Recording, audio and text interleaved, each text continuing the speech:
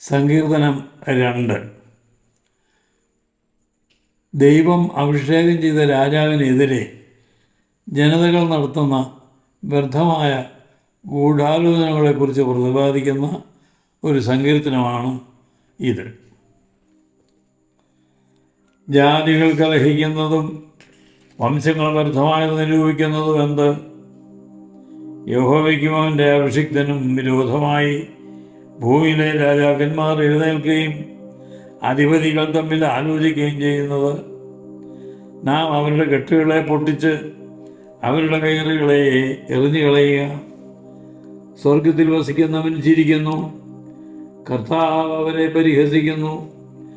അന്ന് അവൻ കോപത്തോടെ അവരോട് അരുളി ചെയ്യും, ക്രോധത്തോടെ അവരെ ഭ്രമിപ്പിക്കും. എൻ്റെ വിശുദ്ധ പർവ്വതമായ സിയോനിൽ ഞാൻ എൻ്റെ രാജാവിനെ വാഴിച്ചിരിക്കുന്നു. ഞാനൊരു നിർണയം പ്രസ്താവിക്കുന്നു.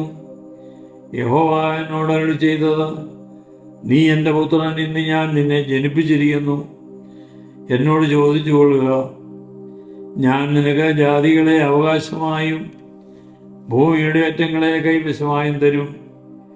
ഇരുമ്പുകോൽ കൊണ്ട് നീ അവരെ തകർക്കും, കുശവൻ്റെ പാത്രം പോലെ അവരെ ഉടയ്ക്കും. ആകയാൽ രാജാക്കന്മാരെ ബുദ്ധി പഠിക്കുവീൻ, ഭൂമിയിലെ ന്യായാധിപന്മാരെ ഉപദേശം കൈക്കൊള്ളുവീൻ. ഭയത്തോടെ യഹോവയെ സേവിപ്പീൻ, വിറയലോടെ ഘോഷിച്ച് ഉല്ലസിക്കുവീൻ. അവൻ കോപിച്ചിട്ട് നിങ്ങൾ വഴിയിൽ വെച്ച് നശിക്കാതിരിക്കുവാൻ പുത്രനെ ചുംബിപ്പീൻ. അവൻ്റെ കോപം ക്ഷണത്തിൽ ജ്വലിക്കും. അവനെ ശരണം പ്രാപിക്കുന്നവരൊക്കെയും ഭാഗ്യവാന്മാർ. ദൈവമേ, സ്തുതി നിനക്ക് യോഗ്യമാകുന്നു. പാർക്കുമോ?